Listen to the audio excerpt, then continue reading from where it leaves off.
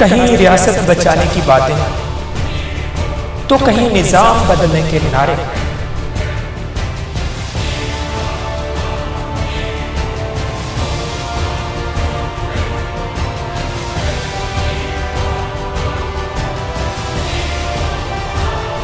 कहीं रोटी कपड़ा मकान के वादे, तो कहीं रोशन पाकिस्तान के दावे। सियासत के इस शोध ने एक आम इंसान को क्या दिया, आइए मिलकर जानने की कोशिश करते हैं।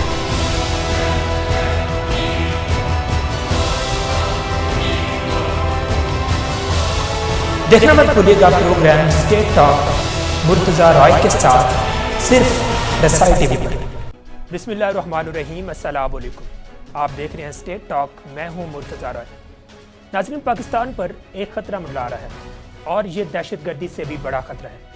इसका अंदाज़ा आप इस बात से लगा सकते हैं कि पाकिस्तान में गुज़श्ता 10 सालों में दहशतगर्दी की वजह से मारे जाने वालों की तादाद तकरीबन 60,000 है, जबकि दूसरी तरफ हर साल 2.5 लाख लोगों की अमवात भी हो रही है। ये इतना बड़ा खतरा है कि पूरी दुनिया इसकी लपेट में आ चुकी है। यहाँ तक कि फिलिपाइन के सदर रॉड्रिगो ने जब इस खतरे को ख़त्म करने के वादे करते हुए अपनी सदारती इलेक्शन कैंपेन चलाई तो अवाम उनको इक़्तिदार में ले आई। इक़्तिदार में आने के बाद उन्होंने क्या कहा, आप भी सुनिए। You must overcome the resistance of the criminal. I-overcome mo talaga yan. And if he fights, and he fights to death, you can kill him. And you just follow that. Only if your life is in danger at lumabat may baril rin o may kutsilyo at magdastas na, barilin mo. And I'll give you a medal. जराइम पेशा अफराद, मनशियात फरोश और नशा करने वाले लोग जहां भी मिले उनको कत्ल कर दो, मैं तुम्हें गोल्ड मेडल दूंगा। ये कहना है फिलिपाइन के नए सदर रॉड्रिगो का। फिलिपाइन में कानून नाफिज करने वाले इदारों को मनशियात फरोशों को मौका पर गोली मारने के अहकाम दिए जा चुके हैं, जबकि मनशियात फरोशों की मौत पर मुतलका एहलकारों को इनाम देने का ऐलान किया जा चुका है। अवाम से ये कहा गया कि मनशियात फरोश और जराइम पेशा अफराद जहां भी मिले उनको वहीं पर कत्ल कर दो। फिलिपाइन में गुज़श्ता 1 माह के दौरान सैकड़ों मनशियात फरोशों को कत्ल किया जा चुका है, जबकि हज़ारों लोग गिरफ्तार हो चुके हैं। अपनी सदारती इलेक्शन कैंपेन में सदर रॉड्रिगो ने कहा था कि जराइम पेशा अफराद और मनशियात फरोशों के खिलाफ क्रैकडाउन में 1 लाख लोग मारे जाएंगे। खलीज मनीला में जब उनकी लाशें गिराई जाएंगी तो मछलियां उन्हें खा खा कर फूल जाएंगी। क्या ये इतना बड़ा मसला बन चुकी है? क्या मनशियात फरोशों को कत्ल करने की नौबत आ चुकी है? क्या मनशियात से छुटकारे का यही वाहिद हल है? इसमें कोई शक नहीं कि मनशियात की रोकथाम पूरी दुनिया के लिए एक बड़ा चैलेंज बन चुकी है। अगर अपने मुल्क की बात की जाए तो पाकिस्तान में नशा करने वालों की तादाद जो पिछले 3 से 4 सालों के दौरान 6 से 7 मिलियन के दरमियान बताई जाती थी, अब 1 करोड़ का हदफ छूने लगी है। सैकड़ों मनशियात फरोशों को पकड़ा जाता है, सैकड़ों टन मनशियात जब्त की जाती है। हर साल तकरीबन $800 मिलियन तक की मनशियात जला दी जाती हैं। इसके बावजूद नशा करने वालों की तादाद में सालाना 6 लाख लोगों का इजाफा हो रहा है। क्या वजह है? हमारी हुकूमत मनशियात की रोकथाम में नाकाम क्यों हो रही है? क्या हम कभी इस खतरनाक बीमारी से कौम को निजात दिला सकेंगे? आज के प्रोग्राम में इन सवालात के जवाब जानने की कोशिश करेंगे। अपने मुअज़्ज़ज़ मेहमानों का तारुफ आपसे करा दूं। मेरे साथ तशरीफ़ रखते हैं सलमान कुरैशी साहब, ये ड्रग बहाली सेंटर चला रहे हैं और HIV और एड्स की रोकथाम के लिए एक मौसर किरदार अदा कर रहे हैं। उनके साथ तशरीफ़ रखते हैं नूरुल अमीन दानिश साहब, ये यंग तजियाकार और जर्नलिस्ट हैं, जराइम और मनशियात के बहुत से केसेस का वसी तजर्बा रखते हैं। तमाम मुअज़्ज़ज़ मेहमानों का बहुत बहुत शुक्रिया और हम वेलकम कहते हैं। मैं आता हूँ नूरुल अमीन दानिश आपकी तरफ। क्या मनशियात इतना बड़ा मसला बन चुका है कि अब मनशियात फरोशों को कत्ल कर दिया जाए तो मनशियात की रोकथाम मुमकिन है? जी बिल्कुल, जैसा कि आपने बात की मनशियात की, तो मनशियात जो हैं इस मुल्क से ख़त्म करने के लिए या किसी भी मुआशरे से ख़त्म करने के लिए उसका ये हाल नहीं है कि आप उन लोगों को कत्ल कर दें। उसके लिए आपको जो है जो कानून साजी के इदारे हमारे मुल्क में उनको जो है अपना किरदार अदा करना होगा। उसके अलावा जो इसमें मुख्तलिफ जो है फैक्टर इन्वॉल्व हैं जिसकी वजह से जो मनशियात फ़रोश हैं वो जो है आगे बढ़ रहे हैं बजाय कम होने के। आपने जैसे कि ख़ुद बताया कि यहाँ पे जो है मिलियंस रुपीज़ की जो है हर साल मंशियात जलाई जाती है, लेकिन उसके बावजूद जो है ये नशा और जो लानत है और इस कारोबार से वाबस्ता लोग जो हैं उनकी तादाद में इजाफ़ा होता जा रहा है। यकीनन ये एक अफसोसनाक बात है, एक अफसोसनाक अमर है। इसके पीछे जैसे कि मैंने पहले आपको बताया कि इसके पीछे कई जो है अवामिल कार फरमा हैं।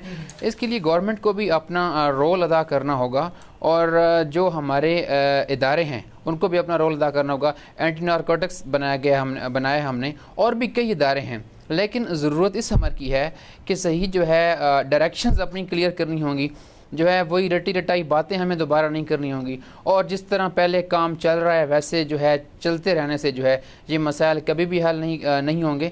तो इन मसाइल के हल करने के लिए रॉड्रिगो ने अपनी जो सदारती इलेक्शन कैंपेन चलाई थी उसमें उन्होंने इस बात का जिक्र किया था कि जब मैं सदर बनूंगा तो मैं तमाम ड्रग डीलर्स का और मनशियात फरोशों का कत्ल कर दूंगा, मैं उनको जो है वो समुंदर में उनकी लाशें फेंक दूंगा। और उसके बाद लोगों ने उसे सिलेक्ट किया, लोगों ने उनको वोट दिए और आज वो सदर बन गए। तो इसका मतलब है कि अवाम भी चाहती है कि मनशियात फरोशों को कत्ल किया जाए। जी बिल्कुल। उस जिस मुल्क की आप बात कर रहे हैं फ़िलिपाइन की, शायद उस मुल्क की आवाम चाहती होगी, लेकिन ये एक बिटर रियलिटी है हमारे मुल्क की। और मुझे जहाँ पे कहना पड़ेगा, जो कि शायद मुझे नहीं कहना चाहिए था, कि जो पाकिस्तान की आवाम है वो ज़्यादातर इस चीज़ की एडिक्ट हो चुकी है और लोग जो हैं इस जो ये कारोबार है इससे मुंसलिक हो रहे हैं। और जो पढ़े लिखे लोग, इवन इस्लामाबाद की यूनिवर्सिटीज़ जो हैं और जो बड़े बड़े तालीमी इदारे, मैं ख़ुद जो है क्राइम की बीट को देखता हूँ, तो हम रोज़ाना ऐसी चीज़ें देखते हैं कि सबसे ज़्यादा जो नशा है वो आपकी यूनिवर्सिटीज़ के तालिब इल्मों में बढ़ रहा है। आपकी लड़कियाँ जो हैं यहाँ पे वो नशा यूज़ करती हैं, तो आप जो है पूरी जो कौम है उसको जो है नशे ही बना रहे हैं। बिल्कुल, पूरी कौम को नशे बनाया जा रहा है। मैं आपकी तरफ आता हूँ सलमान कुरैशी साहब कि फ़िलिपाइन के सदर ने नशियात फरोशों के खिलाफ एक क्रैकडाउन शुरू किया है। आप समझते हैं कि उन्होंने ठीक किया, या जिन लोगों को उन्होंने मारा है उनको एक मौका मिलना चाहिए था? ज़रूर जी, कानून के दायरे में रहते हुए अगर कोई चीज़ की जाए तो वही मौसर हो सकती है। उसके अलावा कोई भी काम इस तरह से किया जाए तो किसी न किसी के साथ ज़्यादती होती है, और ज़्यादती जब भी किसी के साथ होगी तो वो उसका कोई देर पा नताइज नहीं होंगे। वो वक्ती तौर पे तो शायद आप कोई नताइज हासिल कर लें, लेकिन देर पा नताइज नहीं होंगे। और मंशियात का असल मसला डिमांड है। लोगों को मंशियात जिनको चाहिए है उनके लिए आप क्या कर रहे हैं, वो किस तरह से इस आदत में मुब्तला हुए, उनका इलाज के लिए आप ने कौन सी सहूलियात फ़राहम की। हम में से कोई भी किसी वक्त भी किसी भी ज़माने में नशे का आदी हो सकता था। ये समझ लेना कि वो कोई और लोग हैं, सबसे बड़ी गलती यहाँ पर होती है कि जी नशा करने वाले हमसे अलग हैं, वो हम में से ही कोई लोग हैं, और उन सब को हर उस चीज़ की ज़रूरत है जो स्टेट का काम है। लेकिन वहाँ तो क्राइम रेट काफ़ी गिर गया है फ़िलिपाइन में। वक्ती तौर पे ज़रूर ऐसा हुआ होगा, और मार देना इससे कम से कम कुछ इतना तो असर होता ही है कि वक्ती तौर पे कोई भी चीज़ दब जाए। लेकिन नशे का जो नशा करने वाला है उसको नशा करने की क्यों ज़रूरत पड़ती है, और उस डिमांड को कैसे ख़त्म किया जाए। हमारी क्योंकि ऑर्गेनाइजेशन भी उसी पे काम करती है, हम शुरू से इलाज के ऊपर फोकस करते हैं, और हम बिलीव करते हैं कि लोगों को जो ख़ास तौर पर उन लोगों को जो अफोर्ड नहीं कर सकते, फ्री इलाज की सहूलियात और क्वालिटी ड्रग ट्रीटमेंट। नहीं, ऐसे नहीं कि जो ज़बरदस्ती को इलाज कर लिया जाए और उनको सोचा जाए कि वो नशा छोड़ देंगे, ऐसा नहीं होता। उसके लिए उनका अपना मोटिवेट होना, सबसे पहले उनको मोटिवेट करना, फिर उनको इलाज में लेके आना, फिर उनको उसके नुकसानात के बारे में इलाज करने की ज़रूरत है। आप चूँकि HIV एड्स के मतलब भी जो है काफ़ी मौसर किरदार अदा कर रहे हैं, तो वैसे ये लोग नशे की आदत क्यों पड़ जाती है लोगों को, और क्यों नशे के आदी बन जाते हैं? अमूमन तौर पर तो ये कहा जाता है कि इनको कोई जहनी दुख होता है या कोई रंज तकलीफ़ में मुब्तला होते हैं, इस वजह से ये इस आदत की तरफ आ जाते हैं। जैसे कि मैंने कहा, एक तो सबसे जो बड़ा फैक्टर हमने जो अभी तक जितनी भी स्टडीज़ की हैं उसमें जो सबसे मेजर जो फैक्टर नशे की तरफ जाने का है वो दोस्तों का दबाव होता है। कोई ना कोई दोस्त किसी बुरी सोबत आप कह सकते हैं, किसी भी हवाले से नशा करते हुए वो एक इजी अवेलेबिलिटी, आसानी से दस्तयाबी, और सेकेंडली किसी का आपको रिकमेंड कर देना कि जिसको ट्राई कर लो, एक दफ़ा इस्तेमाल करने से कुछ नहीं होता, और इन्जॉयमेंट है, और शुरू में नशा वाकई मज़ा भी देता है, लेकिन आहिस्ता आहिस्ता जब उसका आदी इंसान बन जाता है फिर उसको प्रॉब्लम्स उसकी आनी शुरू होती हैं। उस वक्त तक काफ़ी देर हो चुकी होती है। कोई एक वजह हम नहीं कह सकते, इसमें बहुत सारी जज्बाती जो इमोशनल प्रेशर्स होते हैं उसको कोप करने के लिए भी बहुत से लोग ठीक है, मैं आपकी तरफ आता हूँ। नूरुल अमीन दानिश साहब, पाकिस्तान में भी अब मनशियात अपनी जड़ें मजबूत कर चुकी है। अगर कहा जाए कि ये दहशत गर्दी से भी बड़ा मसला है तो इसमें कोई गलत बात नहीं होगी, क्योंकि दहशत गर्दी की वजह से शायद हमारे 60 से 70 हज़ार लोग अब तक मारे जा चुके हैं गुज़श्ता 10 सालों के दौरान। लेकिन मनशियात की वजह से हर साल 2.5 लाख लोग जो है वो उनकी अमवात हो रही हैं। तो आपको नहीं लगता कि अब वक्त आ चुका है कि फिलिपाइन की तरह के हमें भी यहाँ पर सख्त इक़दाम करने चाहिए? जी बिल्कुल, बहुत अच्छा क्वेश्चन किया आपने। जो नशे आपने दहशतगर्दी की बात की कि 1 लाख से ज़्यादा जो लोग हैं वो लुक़्मा अजल बन चुके हैं, लेकिन जो नशा है इससे आपकी रूहानी तौर पे मौत हो जाती है, आपका जो इंटेलेक्चुअल लेवल है वो बिल्कुल ज़ीरो हो जाता है, आपका सुबह शाम आपकी आखिरी जो मंजिल है वो नशा होता है। इसमें इन्होंने भी, डॉक्टर साहब ने भी बात की, इसमें डिफरेंट फैक्टर्स होते हैं। इसमें पावर्टी जो है वो सबसे अहम फैक्टर है। जब एक बंदे के पास खाने के लिए नहीं होगा तो वो जो है ज़ाहिर सी बात है उसकी जो सोबत है वो ऐसी लोगों में वो बैठेगा जिसके बाद उसका यही नतीजा निकलेगा कि वो जो है गलत सोबत के असर में आ जाएगा। उसके अलावा इसमें जो पेरेंट्स हैं उनको भी अपना रोल अदा करना चाहिए कि आजकल जो है हमारे वालिदैन वो ये समझते हैं कि अच्छी गाड़ी हमने लेके दे दी और अच्छा हमने मोबाइल फ़ोन लेके दे दिया तो हम जो है अपनी हमने रिस्पॉन्सिबिलिटी जो है वो अदा कर दी है। हालांकि ऐसी कोई बात नहीं है। उनको ये चाहिए कि ये मशक़ी मुआशरा है, ठीक है, इसके कुछ जो है इसकी कुछ इम्प्लिकेशंस हैं, वो जो रोल्स हैं उनको अदा करें। तो आई थिंक अगर ये जो पूरी जो सोसाइटी है इंक्लूडिंग पेरेंट्स, अगर वो तमाम लोग जो हैं इस किरदार को बखूबी निभाएं तो हम इस लानत से जो है बहुत जल्द छुटकारा हासिल कर सकते हैं। जी ठीक है, पाकिस्तान में जितने भी जराइम हो रहे हैं इसमें कोई दो राय नहीं है कि उनमें जो 50% जराइम होते हैं वो मनशियात की वजह से होते हैं। तो अगर हम ये मनशियात की लानत को ख़त्म कर दें तो आपको नहीं लगता कि तमाम के तमाम जराइम ख़त्म हो सकते हैं?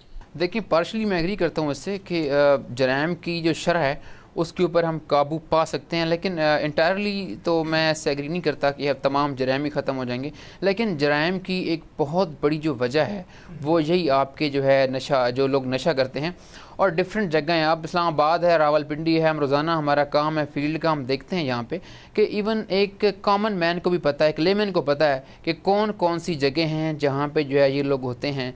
तो हमारी जो गवर्नमेंट है, हमारी जो स्टेट है, जो लोग इस मुल्क के ऊपर रूल कर रहे हैं, उनको चाहिए कि उन लोगों की वहाँ पे जो है खबर लें, उनको देखें। आपने बहुत अच्छा पॉइंट उठाया। कहा जाता है कि इसमें बड़े बड़े और नामवर लोगों के हाथ भी मुलव्वस हैं, इसलिए शायद इसकी रोकथाम मुमकिन नहीं हो पा रही और इसमें बाज़ सियासी लोग भी शामिल होते हैं। जी बिल्कुल ऐसा ही है। जो सियासी मुदाखलत है वो ना सिर्फ इस फील्ड में बल्कि उसने तो हर शोबा में जो है हमारे मुल्क का जो है सत्यानाश करके रखा हुआ है। तो इसमें बिल्कुल ऐसा ही है। और जो लोग कल तक जो है जो जहाँ पे इंतहाई जो गुजार रहे थे, अपनी ज़िंदगी थी बहुत लो स्टैंडर्ड्स गुजार रहे थे, वो इस तरफ आए हैं और आज जो है वो खरबोंपति बने हुए हैं। इससे क्या होता है कि जो दूसरे लोग हैं, जो इस माशरे के दबे हुए लोग हैं और जो गरीब लोग हैं, वो क्या करते हैं कि वो उनको देखते हैं कि कल तक जो है ये इनका लेवल हमसे भी कम था और आज जो है ये अरबों खरबों रुपीज़ इन्होंने कमा लिए हैं। तो उसके बाद वो भी उस तरफ उस लाइन पे आते हैं और जो लोग इस कारोबार से पहले मुंसलिक होते हैं वो उन लोगों को भी बहुत जल्दी जो है अडॉप्ट कर लेते हैं और उनको जो है अपना दस्तेराज बना लेते हैं। ठीक है, दस्तरास बना लेते हैं। सलमान साहब, मैं आपकी तरफ आता हूँ कि आप मनशियात के आदी अफराद में नई सुरंजें तकसीम करते हैं ताकि HIV और एड्स के फैलाव को कम किया जा सके। तो ये लोग आपको बआसानी मिल जाते हैं, ये कहाँ पर लोग होते हैं और इनमें आप कितनी सुरंजें जो है वो तकसीम करते हैं और अब तक इससे कितने लोग जो है वो HIV या एड्स से बच सके हैं? देखिए, ये कंप्लीट प्रोग्राम है। हम पिछले कोई 15 साल से HIV के हवाले से काम कर रहे हैं। उससे पहले तक नशे के इलाज के ऊपर ही काम था, लेकिन क्योंकि बीमारी लोगों में आ गई और इस वजह से हमें इस हवाले से भी काम करना पड़ा। ये सिर्फ सिरिंज का किसी को हम बता देंगे तो वो शायद इसको पूरे को कॉन्सेप्ट को ना समझ पाए, इसलिए बड़ा इंपॉर्टेंट है। हम सबसे पहले किसी भी नए शहर में जाकर मैपिंग करते हैं। हम देखते हैं कितने लोग हैं जिनको के इलाज की ज़रूरत है, जिनको के जो कि टीके के ज़रिए नशा करते हैं। हमारा फोकस ज़्यादातर उन लोगों की तरफ है जो टीके के ज़रिए नशा करना शुरू हो गए हैं पाकिस्तान में, जिसका नंबर भी है अच्छा खासा। लेकिन ज़्यादा तादाद तो दूसरों की है ना, जो वैसे हीरोइन या अफीम जो है वो इस्तेमाल करते हैं। हीरोइन यूज़र्स की तादाद डेफिनेटली इससे ज़्यादा होगी क्योंकि स्विच लेकिन बहुत सारे लोग स्विच कर रहे हैं और इस वक्त क्योंकि HIV बहुत बड़ा मसला है, HIV या एड्स जो है वो उन लोगों में ज़्यादा होती है जो सिरिंज का इस्तेमाल जी सिरिंज के ज़रिए वो एक से दूसरे को फैलती है। ठीक है। अगर किसी एक को HIV है और वो सिरिंज का मुश्तरका इस्तेमाल करेंगे या एक ही सिरिंज से 2 लोग टीका लगाएंगे तो जिसको है उससे दूसरे में मुंतकिल हो जाती है। इसको रोकने का इस वक्त पूरे पाकिस्तान में अगर देखा जाए तो अगर HIV ज़्यादा है तो इन लोगों में है तकरीबन 40% लोग जो टीके के ज़रिए नशा करते हैं और बाकी ग्रुप्स में ये अभी काफ़ी कम शरह है इसकी और ना तक जनरल पॉपुलेशन में तकरीबन ना होने के बराबर है। सो यही मौका है कि इसको यहीं पर रोका जाए। तो उसके लिए हम कोशिश ये करते हैं कि वो लोग एटलीस्ट जब तक नशा कर रहे हैं वो एक साफ़ तरीके से नशा करें ताकि एक दूसरे को बीमारी ना फैलाएं और एक दूसरे के ज़रिए अपने फैमिली को बीमारी ना फैलाएं जिससे कि जनरल पॉपुलेशन में बीमारी बिल्कुल मनशियात की जो है वो। और ये सिर्फ HIV नहीं है, हेपेटाइटिस C और B इन सब के भी प्रिवेंशन के लिए ये ज़रूरी है कि जो साफ सिरिंज से भी टीका लगाएंगे तो चांसेस कम है कि वो किसी और को ट्रांसमिट कर सकेंगे कोई बीमारी। बिल्कुल मनशियात की रोकथाम इतना बड़ा मसला नहीं है जितना कि इसकी स्मगलिंग बहुत बड़ा मसला है। इस हवाले से एक रिपोर्ट देखते हैं फिर आगे बात करते हैं। वर्ल्ड ड्रग रिपोर्ट के मुताबिक दुनिया भर में मंशियात की स्मगलिंग पाकिस्तान के पड़ोसी मुल्क अफगानिस्तान से की जाती है जो दुनिया की 90% मंशियात पैदा करता है। एक अंदाजे के मुताबिक अफगानिस्तान में हर साल 6,900 टन मंशियात की पैदावार की जाती है। इन मंशियात का 43% हिस्सा पाकिस्तान की सरजमीन इस्तेमाल करते हुए किया जाता है। अफगानिस्तान से मंशियात कंटेनर्स और ट्रकों के जरिए कराची बंदरगाह तक लाई जाती हैं, जहां से मंशियात एशियाई और यूरोपीय ममालिक तक रसाई हासिल करती है, जबकि जनूबी अफ्रीका से कोकेन भी कराची बंदरगाह के जरिए पाकिस्तान और दीगर एशियाई ममालिक में स्मगल की जाती है। हाँ, रिपोर्ट आपने मुलाजा की। मुझे एक ब्रेक की तरफ जाना है। ब्रेक के बाद वापस आएंगे तो बात करेंगे कि अफगानियों के लिए वीज़ा लाजमी करार दिया जा चुका है, बॉर्डर पर गेट दोबारा बहाल किए जा चुके हैं, सख्त चेकिंग की जा रही है। इसकी वजह से मनशियात की रोकथाम पर कितना फ़र्क पड़ेगा, कितनी रोकथाम हो सकेगी। एक शॉर्ट ब्रेक, हमारे साथ रहिए।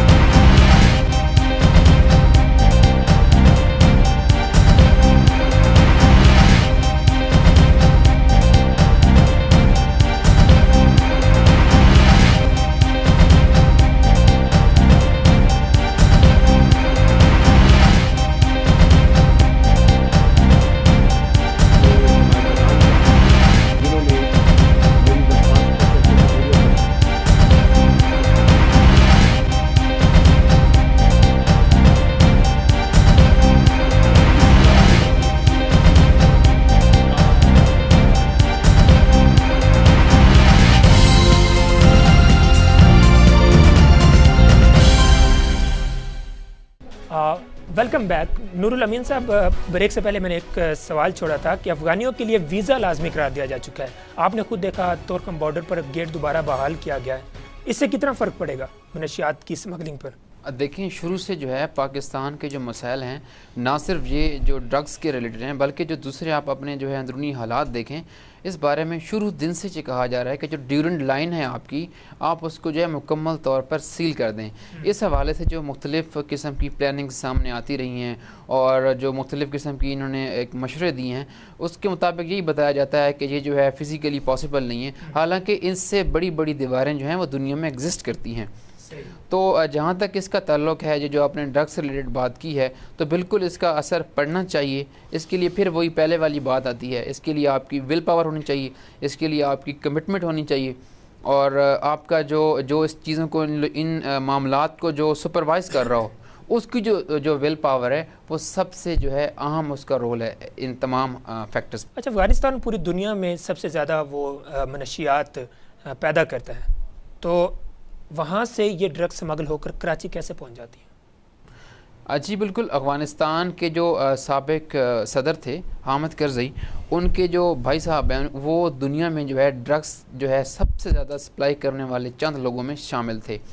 तो उसके बाद जो है ये चीज़ें हो रही हैं, ना सिर्फ पाकिस्तान वहाँ से ड्रग्स जो हैं स्मगल की जाती हैं, बल्कि दुनिया के मुख्तलिफ़ ममालिक जो हैं वो वहाँ से ड्रग्स जो हैं स्मगल की जाती हैं। और वहाँ पे जो पोस्ट है, वो जिस तरह हमारे यहाँ पे गंदम होती है, वैसे ही वहाँ पे पोस्ट के बाकायदा बागात हैं।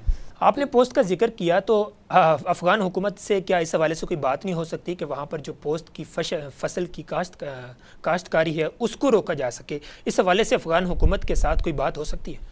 बिल्कुल, अफ़गानिस्तान हुकूमत के साथ बात होनी चाहिए, और ये बात जो है हम मीडिया के थ्रू भी पहुंचा सकते हैं। लेकिन जो इफ़ेक्टिव वे है इसका, और जो एक सेंसिबल वे है, वो ये है कि हमारी जो दफ्तर ख़ारजा है वो एक्टिव हो, हमारी जो वहाँ पे हमारा जो वहाँ पे एम्बेसी है वो एक्टिव हो, वहाँ पे जो हमने लाखों करोड़ों रुपए लगा के हमने जो वहाँ पे सफारतखाने खोले हुए हैं दुनिया के मुख्तलिफ़ ममालिक में, हमने उनको वहाँ पे इसलिए तो नहीं बिठाया हुआ कि वहाँ पे आप जाएँ और इन्जॉय करें काबुल में या अफ़गानिस्तान में, या उसको आप देखेंगे अफ़गानिस्तान की लंबाई कितनी है और चौड़ाई कितनी है। हमने उनको इसी कामों के लिए वहाँ पे बैठाया हुआ है कि आप जाएँ, वहाँ पर डिलीवर करें, और जिन जिन चीज़ों से आपके मुल्क को नुकसान हो रहा है, वहाँ से आप उन चीज़ों को सफारती महाजों पे उठाएं। हुकूमत बिल्कुल सफारती महाजों पे इसको उठाया जाए। लेकिन अगर पोस्ट की बात होती है, पोस्ट की फसल की काश्तकारी रोकी जाए, तो आप देखते हैं कि पोस्ट से ना सिर्फ ड्रग्स बनाई जाती हैं बल्कि और मकासद के लिए भी इस्तेमाल की जाती हैं। तो अगर हम सिर्फ पोस्ट की काश्तकारी रोक दी जाए तो ये तो हल नहीं होगा। बिल्कुल, मैंने आपको पहले भी इस हवाले से हम मेरे ख्याल में बात कर चुके हैं कि जो पोस्ट है, पोस्ट के रोकने से या किसी और जो इंजेक्शंस हैं, अगर हम उन पर पाबंदी लगा दें, हम जो है हेरोइन को रोक दें, जो दूसरी जो चीज़ें हैं ड्रग्स की उनको रोक दें, इससे जो है कभी भी जो है रोकने से जो है नशा नहीं रुकेगा। जो आपकी जेलें हैं वहाँ तक जब नशा पहुँच जाता है, वहाँ पे लोग जो है टीके लगवाते हैं अपने आप को, तो ये तरीक़ेकार नहीं होता। इसके लिए वही बात है, आप अपनी विल पावर शो करें। आपकी जो स्टेट है उसको चाहिए कि वो जो है जो कानून नाफिज करने वाले इदारे हैं उनको इस बात के ऊपर जो है ये जो रूल ऑफ लॉ इसको इम्प्लीमेंट करवाए। और जहाँ तक आपका क्वेश्चन था कि वहाँ से जो कराची को स्मगल हो रही हैं चीज़ें, मेरा क्वेश्चन ये था कि रास्ते में कहीं भी कोई चेकिंग नहीं होती, कराची बंदरगाह तक चली जाती हैं, ये कंटेनर्स के ज़रिए से यहाँ से जाती है, ट्रकों के ज़रिए से जाती है, जाहिर है बॉर्डर पर सख्त चेकिंग की जाती है।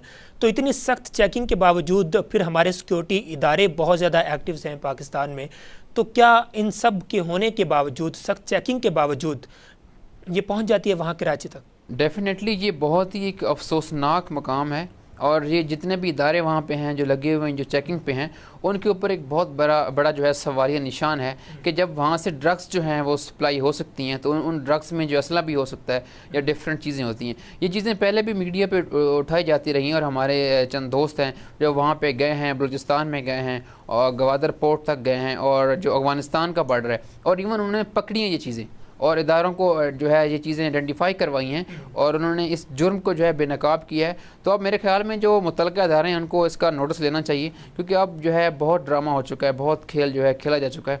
मज़ीद मेरे ख्याल में जो ये मुल्क है वो किसी मज़ीद खेल का जो है मैं आपकी तरफ आता हूँ। सलमान साहब, पाकिस्तान में ड्रग बहाली सेंटर्स की तादाद ना होने के बराबर है, जहाँ तक मुझे अंदाज़ा है तकरीबन 100 से भी इसकी कम तादाद है।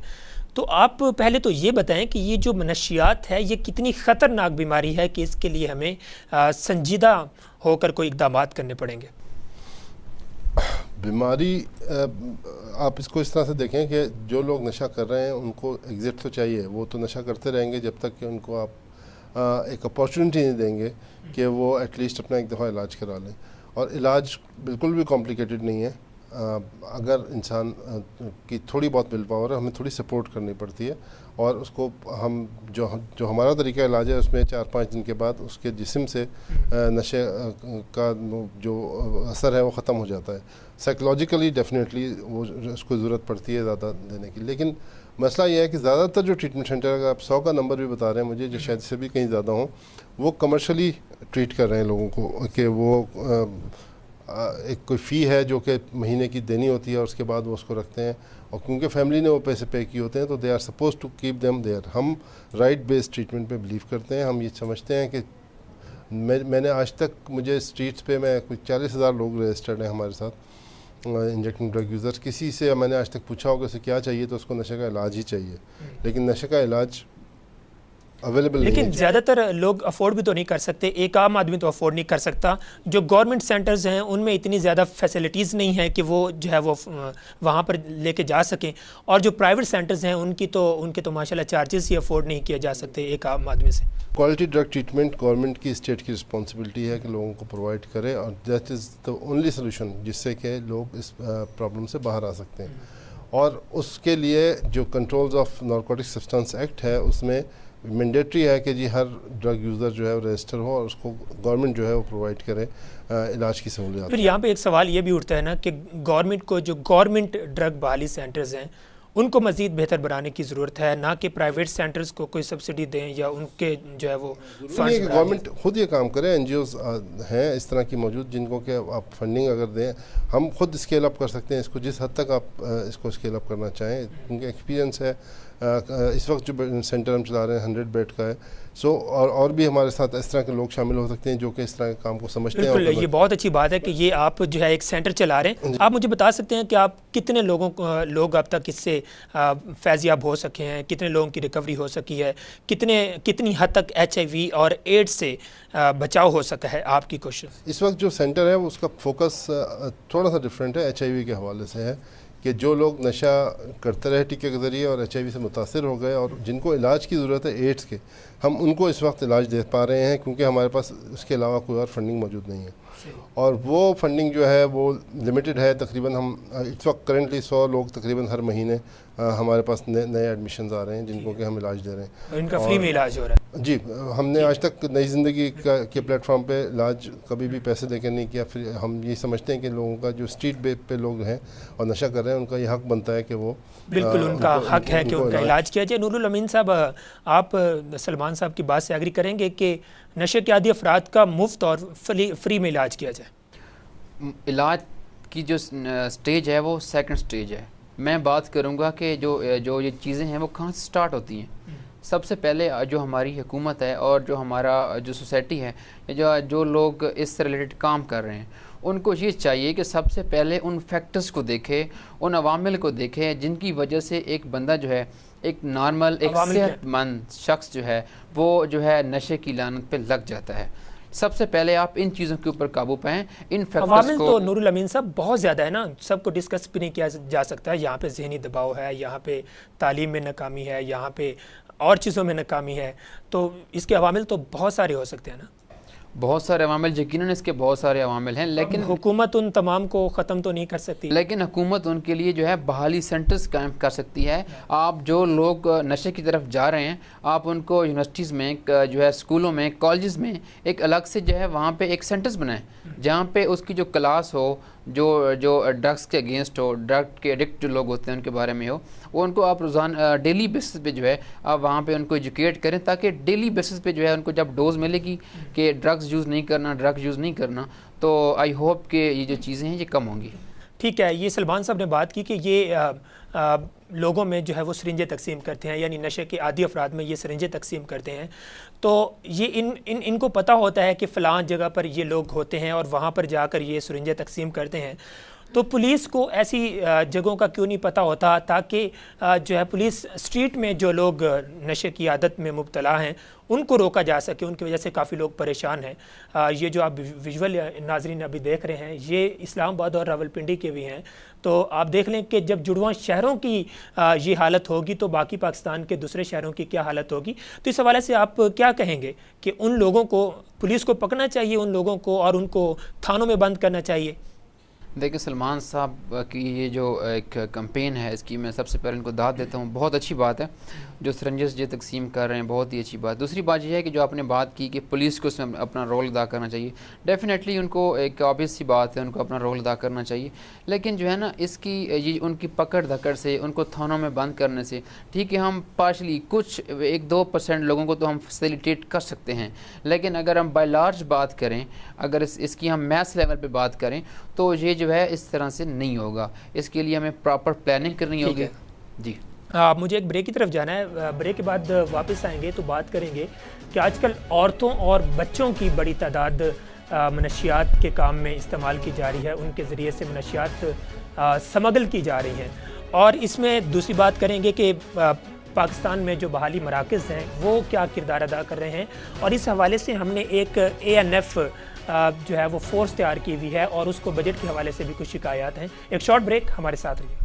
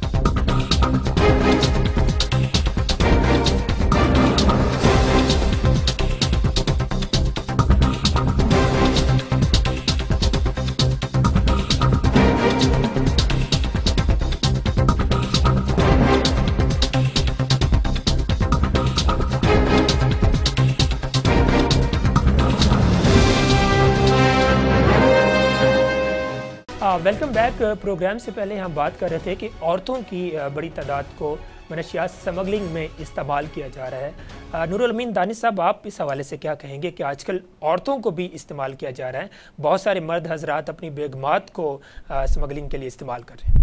देखिए उसकी जो है सबसे अहम और बड़ी वजह जो है ख़वातीन को इस्तेमाल करने की वजह है कि जो हमारे सिक्योरिटी के इदारे हैं, जो दूसरे लैंड एनफोर्समेंट की एजेंसीज़ हैं, वो उनकी नज़र नहीं पड़ती इन पे। और जो है वो हमारे यहाँ एक मशक़ी कल्चर है, तो हम जो है ख़वातीन को एक सेफ़ पैसेज देते हैं। तो इस वजह से मेरा ये ख्याल है कि वो ख़वातीन को यूज़ करते हैं इन मकासद के लिए। और ये बाकायदा जो है इनके सेल्स बने हुए हैं। और लाहौर में जो है पिछले महीने मेरे ख्याल में वहाँ पे एक पूरा जो नेटवर्क पकड़ा गया था, और वो भी बाकायदा तौर पे जो वहाँ जो है मीडिया पे लाया गया था। उसमें जो ख़वातीन हैं उनको उनके ज़रिए जो ये काम जो है करवाए जा रहे थे। जहाँ तक इस्लामाबाद की बात है, तो इस्लामाबाद में आप देखते हैं कि हर हफ्ते में जो है 2-3 बार जो SIU है, यहाँ की स्पेशल इन्वेस्टिगेशन जो यूनिट है, वो जो भी कोई कार्रवाई करती है, तो इसको आप बदकिस्मती कहें या ये कोई इनका कोई नया तरीक़ाकार कहें, यहाँ पे ख़वातीन को यूज़ किया जाता है। चाहे वो स्मगलिंग के लिए के लिए हों, या वो कोई चोरी हो, डकैती हो, तो ख़वातीन का जो इस्तेमाल है वो बढ़ता जा रहा है। इसकी मैंने आपको वजह बता दी है। उसकी वजह यह है कि जो एजेंसीज़ हैं, जो इदारे हैं कानून नाफिज करने वाले, उनका जो है इतना उस तरफ ध्यान नहीं जाता। तो ख़वातीन, औरतों और बच्चों की तरफ तो ध्यान ही नहीं जाता, वो आसानी से जो है वो स्मगलिंग के लिए इस्तेमाल की जा रही हैं। तो इनकी चेकिंग कितनी ज़रूरी है? आजकल औरतें अगर इस्तेमाल की जा रही हैं तो औरतों की चेकिंग के लिए भी तो कोई ना कोई इकदाम होने चाहिए। जी बिल्कुल, इसके लिए हमें जो है कड़वा जो घूंट है वो लेना होगा।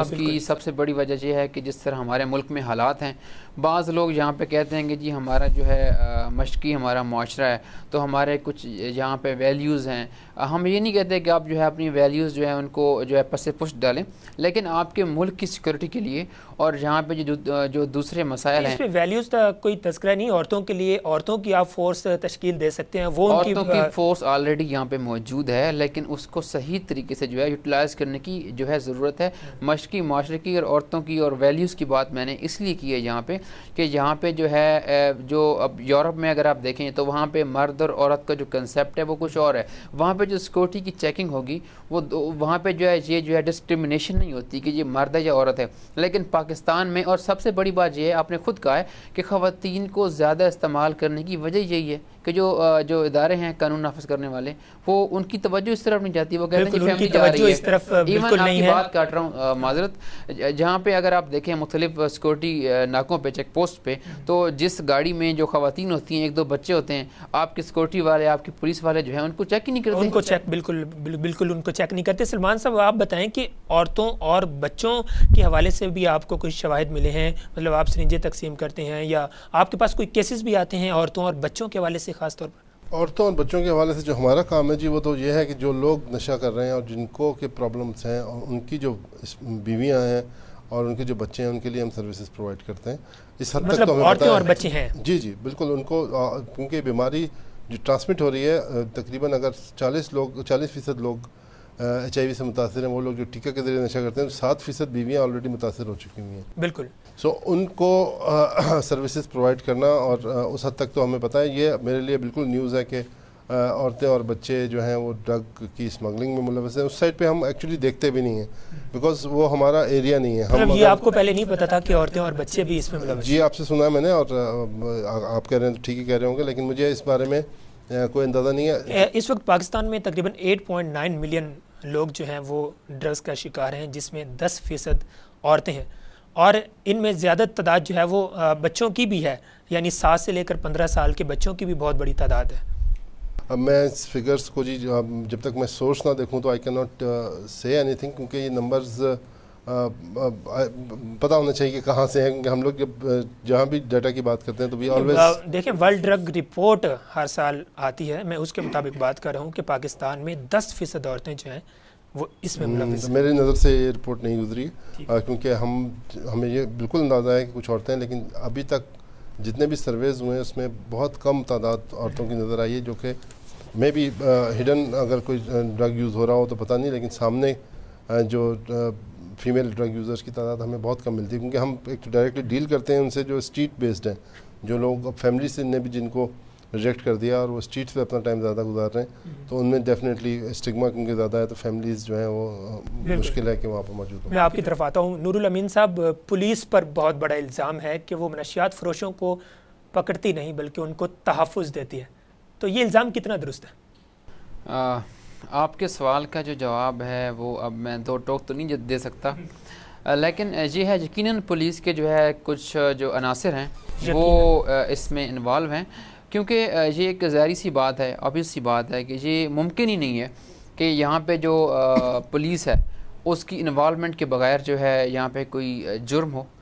मैं तमाम पुलिस की बात नहीं कर रहा, लेकिन पुलिस का एक सेगमेंट है वो जो है काली जो भेड़ें हैं वो हर इदारे में होती हैं, और उसके लिए अच्छा काम भी हो रहा है। आप सिर्फ इस पहलू को ना देखें, अभी इस्लामाबाद पुलिस जो है इसमें बड़े अच्छे अफसरान हैं जो कि जो करप्ट अनासर हैं उनको निकाल के बाहर कर रहे हैं, लेकिन इसके लिए जो है हमें मुकम्मल तौर पर कानून साजी करना होगी, ताकि किसी एक या दो पुलिस वाले की वजह से हमारा जो पूरा एक सिस्टम है, इसके लिए मुर्तज़ा साहब मेरी आपसे ये एक रिक्वेस्ट है कि इसके लिए आप भी जो है इसकी आवाज़ को बुलंद करें, और इसके लिए पूरा जो है ना एक सिस्टम बनाना होगा, और मीडिया जो है, उसके अलावा असम्बली तो ज़ाहिर सी बात है वो कानून साजी इसको करनी होगी, उन्होंने की भी है, लेकिन मज़ीद करनी होगी। इसके लिए पूरा सिस्टम बनाना होगा आपने, और जो सिस्टम तो मौजूद है ना। देखें ना, ANF कितनी कोशिशें कर रही हैं, हर साल इतनी ज़्यादा वो ड्रग्स पकड़ी गई हैं। मेरे पास ये इस वक्त उनकी रिसेंटली रिपोर्ट है कि जुलाई और अगस्त के महीने में उन्होंने कार्रवाइयाँ की और 2.539 टन मनशियात पकड़ी हैं। तो हमारे सारे इदारे एक्टिव हैं, इसके बावजूद इसमें इजाफा क्यों हो रहा है? देखें वो एक्टिव बजाय कमी के। देखें अगर आप ANF की बात करते हैं या मुख्तलिफ इदारों की बात करते हैं, तो ऐसे तो पुलिस भी रोज़ाना हज़ारों जो है लोगों को पकड़ती है, तो फिर आप जो है जो मेन जो चीज़ है जिसके ऊपर मैं फोकस कर रहा हूँ वो ये है राज साहब के इन जो इदारे हैं इनको जो है ना सही तरीके से एक्टिव करने की ज़रूरत है। इनके ऊपर जो अथॉरिटीज़ बैठी हुई हैं वो जो मसलत पसंदी का शिकार हो जाती हैं कि अगर एक चीज़ है उसके ऊपर इनको फ़ोन कॉल्स आ जाती हैं तो उनको वो छोड़ देते हैं। तो इन मामलात के ऊपर हमें देखना होगा, इसके लिए कानून साजी पहले भी की गई है, इदारे पहले भी मौजूद हैं, ANF समेत मुख्तलिफ इदारे यहाँ पे मौजूद हैं, लेकिन जो है हमें तमाम चीज़ों को मिल के और जो हमारी लीडरशिप है, हमारी स्पेशली पॉलिटिकल लीडरशिप, मुझे उनसे कोई उम्मीद नहीं है, लेकिन फिर भी जो है अब हम मजबूरी है, उम्मीद उन्हीं से करनी पड़ती है। तो उनको मिल के इसके लिए कोई जो है एक लाएअमल बनाना होगा, लाएअमल तैयार करना होगा। मैं आपकी तरफ आता हूँ सलमान साहब के जब ड्रग्स की बात की जाती है तो शराब भी एक बहुत ख़तरनाक नशा है। एक जर्मन डॉक्टर ने कहा था कि आप शराब के आधे शराब खाने बंद कर दो तो मैं आपको आधी जेलें बंद हो जाने का या आधे हस्पताल जो है वो बंद हो जाने की वो ज़मानत देता हूँ। आप इत्तेफाक करते हैं उनकी इस बात से? इत्तेफाक किस हवाले से करूं कि मतलब जो चीज़ हमें रियलिटी को मानना चाहिए कि लोग शराब पीते रहे, पीते रहेंगे और पीते रहेंगे। मतलब ये नहीं हुआ कभी इसको रोका नहीं जा सकता। ये एक सेगमेंट ऑफ द सोसाइटी कहीं ना कहीं किसी न किसी इन चीज़ों में इन्वॉल्व रहेगी और हमने उनको एक्सेप्ट जब तक नहीं करेंगे तो हम उसको हम एक यूटोपिया में रहेंगे कि जी हम शायद कुछ कर रहे हैं। सो ये सब चीज़ें साथ चलती हैं। इसके होते हुए किस तरीके से चीज़ों को सेटल करना है, हर नशा शुरू से है और रहेगा। इस नशे को मिनिमाइज़ किस तरह करना है, उसको कंट्रोल किस हद तक हम कर सकते हैं, नए आने वालों को किस तरह बचा सकते हैं, जो ऑलरेडी इसमें शामिल हो चुके हैं उनको किस तरह से बहाली कर सकते हैं, बिल्कुल। और उनको किस तरीके से हम बेहतर मैं आता हूँ आपकी तरफ, मैं बिल्कुल आपकी तरफ आता हूँ। टाइम क्योंकि बहुत कम है, मुझे एक सवाल का जवाब लेना है। नूरुल अमीन दानिश साहब के बहुत से जो आप कह लें कि ट्रैफिक हादसात होते हैं वो भी शराब की वजह से होते हैं या मनशियात की वजह से होते हैं, क्या कहेंगे? जी बिल्कुल, डॉक्टर साहब की जो बात है माज़रत के साथ उससे जो है मैं जो है मुख्तलाफ करूँगा। वो ये है कि जो शराब है ये उम्मुल खबाइस है, तमाम जो मसाइल हैं और बुराइयों की जड़ जो है इसको इस्लाम में कहा गया है। यानी कि बात ये ठीक है कि इसके ऊपर मुकम्मल तौर पे हम कंट्रोल नहीं पा सकते, लेकिन माज़रत के साथ मुझे यूँ लगता है इस्लामाबाद में कि जो शराब है उसको आपने जो है एक दे दी है, आपने जो है ना अनऑफिशियली आपने उसको एक्सेप्ट कर लिया है कि ये जो है आपका आप कौमी ड्रिंक बन चुका है। आप गाड़ियों में शराब लेके फिरें, यहाँ पे आप देखें हर दूसरी बड़ी गाड़ी आप चेक करें और यहाँ पे आप इंतहाई अफसोसनाक अमल है। आपके कानून नाफिज करने वाले जो इदारे हैं, मैं अगर अब थोड़ा सा मुझे टाइम दे 1 मिनट, तो एक पुलिस वाले साहब मुझे मिले हैं और उनके भी आगे कई इस तरह के वाक़यात उन्होंने मुझे सुनाए हैं और उनमें से सबसे बड़ा और इंतहाई जो है अफसोसनाक वाक़या वो ये है कि पुलिस वालों की सबसे बड़ी शिकायत ये होती है, वो ये कहते हैं कि हम जब किसी बड़ी गाड़ी में से कोई शराब पकड़ते हैं या कोई ड्रग्स पकड़ते हैं तो हमें जो पीछे से फ़ोन आ जाते हैं।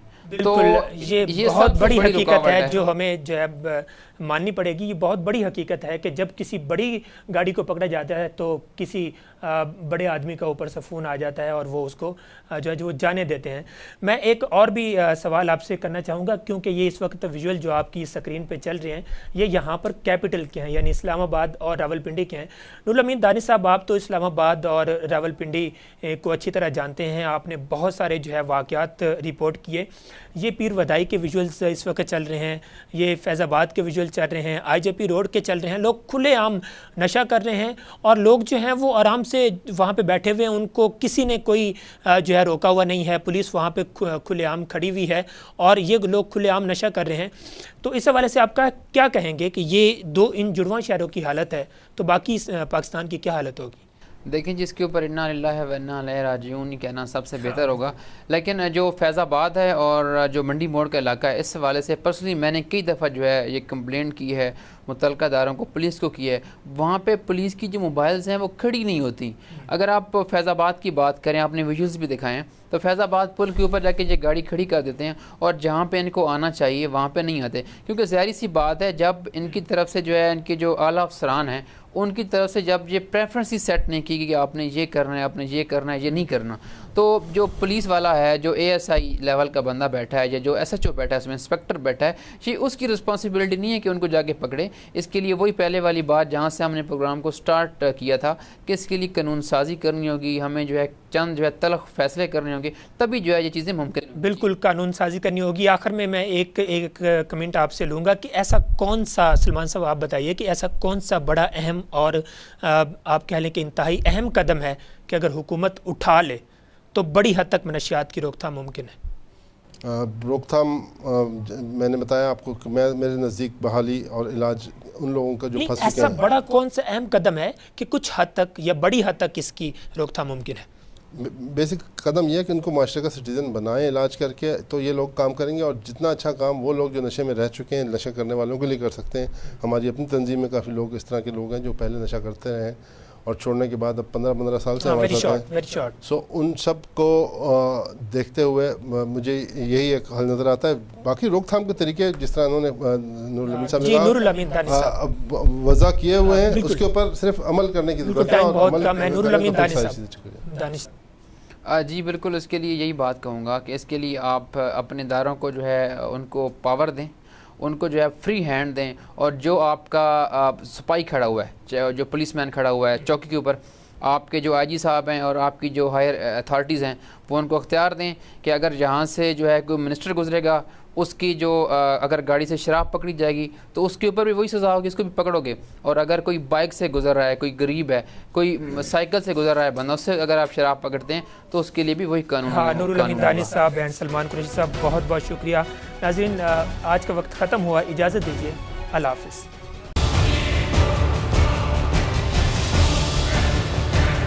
कहीं रियासत बचाने की बातें तो कहीं निज़ाम बदलने के नारे।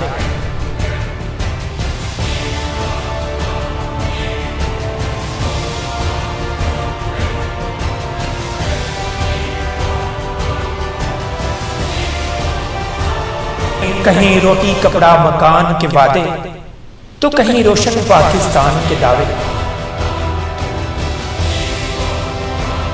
सियासत के इस शोर ने एक आम इंसान को क्या दिया, आइए मिलकर जानने की कोशिश करते हैं।